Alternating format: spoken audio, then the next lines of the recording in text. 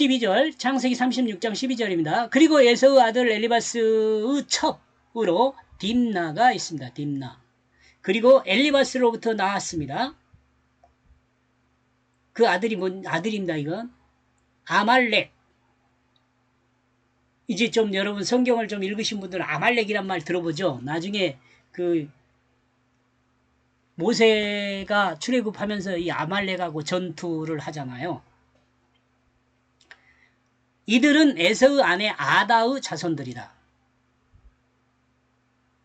엘리바스가 낳은 아말렉, 이번 에서의 자손들입니다. 에서의 아내 아다의 아들 엘리바스는 첩으로 딥나가 있습니다. 엘리바스는 첩 딥나를 통해 아말렉을 낳았습니다.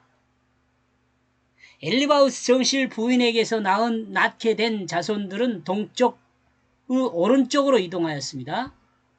예리한 관찰력을 가지고 움직이며 재물을 사냥하게 됐어. 지금 여러분 요 이름의 의미를 따라서 생각해보면 이렇다는 거예요. 성경에 이렇게 나와 있지는 않아요.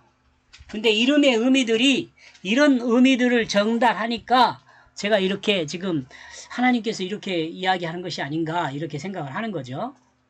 그런데 엘리바스 아내의 이름이 기록이 없습니다. 엘리바스의 정실이 없어요. 정실 부인이 없어요. 안 나와 있어요. 그런데 첩의 이름으로 딥나로 기록되어 있습니다. 성경은 하나님 뜻을 전하기에 필요한 역사를 선택하였을 뿐만 아니라 또한 역사 안에서도 필요한 사람을 선택하여 기록합니다. 이렇게 볼 때 엘리바스 아내의 이름이 선택되지 못한 점과 엘리바스 첩 이름이 선택된 것은 하나님이 전달하고자 하는 그 뜻을 담을 수 있는 사실의 역사에 사실의 이름이었기 때문일 수 있습니다. 만약 이것이 사실이라면 첩이란 단어와 딥나라는 단어가 필요했다고 봐야 합니다. 그렇다면 첩이란 말과 딥나라는 말의 의미는 중요한 핵심의 역할을 할 수 있죠. 왜냐하면 하나님의 뜻을 전달하는데 꼭 필요한 단어일 가능성이 많기 때문에 그렇습니다. 첩이란 단어, 피레게시는 확실한 단어입니다. 확실한 단어. 불확실한 단어입니다. 근데 이 확실해야 하는데 불확실한 단어를 썼네요. 우리말의 의미로는 남자 정부를 말합니다. 남자 정부. 그런데 발음상으로는 뱀의 입이란 단어의 피네하스라는 비슷한 단어가 있습니다. 만약 하나님의 뜻이 뱀과 같은 욕심을 억제해야 한다는 것을 말하는 것이었다면 첩이란 단어는 뱀의 입을 드러내는 것이란 생각을 해볼 수 있습니다.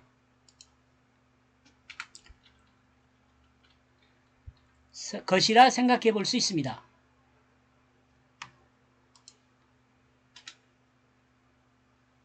뱀의 특징 중 가장 중요하게 여기는 것은 지혜가 아닙니다. 지혜가 아닙니다. 많은 사람들은 뱀같이 지혜로워야 한다고 합니다. 마태복음 10장 16절 나와 있죠. 이는 뱀이 하와를 꼬이는 장면에서 상상해 볼 수 있는 내용입니다. 예수님이 제자들을 세상에 보내면서 뱀처럼 지혜롭고 비둘기처럼 순결하고 하셨거든요. 이는 자기중심으로 사는 하나님 백성을 뱀처럼 잘 설득하여 이 내용이 이런 의미를 전달한다고 저는 이해한 거예요. 하나님이. 자, 이는 자기중심으로 사는 하나님 백성을 뱀처럼 잘 설득하여 비둘기 곧 생명의 복음을 전하는 자가 되어야 함을 드러냅니다. 그러니까 뱀이 되라는 이야기가 아니죠.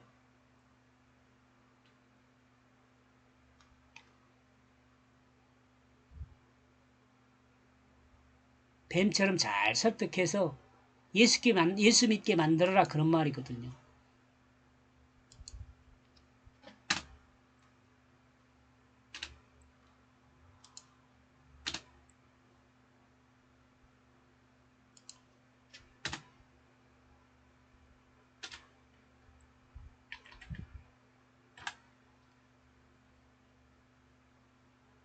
그러므로 마태복음 10장 16절의 뱀의 특징을 말하는 것이 아닙니다. 이 10절은 뱀의 특징을 말하는 뱀의 특징은 먹이 활동을 할 때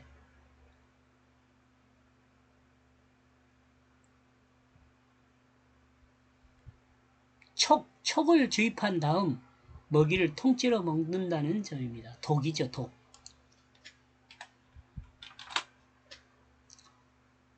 먹이 활동을 할 때는 독을 주입하잖아요. 독을 주입한 다음 먹이를 통째로 먹는다는 점이 틀리죠. 우리가 보통 뱀 그러면 그렇잖아요. 뱀이 씹어 먹는 거 봤어요? 이러므로 뱀의 입은 한도가 있는 것 같으면서도 한도가 없습니다. 그리고 뱀은 음식을 맛을 모른다는 생각이 어떻게 씹어야지 뭐 맛이지. 그 쭉 삼키면서 맛을 느낄 수 있을까요? 뱀이?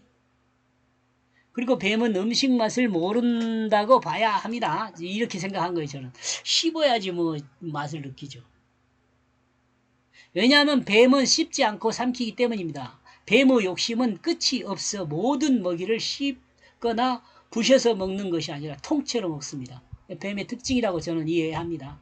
이와 같은 내용으로 생각하면 엘리바스 첩을 통해 하나님이 전달하는 것은 재물을 섬기는 것을 절제해야 함을 드러낸다고 볼 수 있습니다.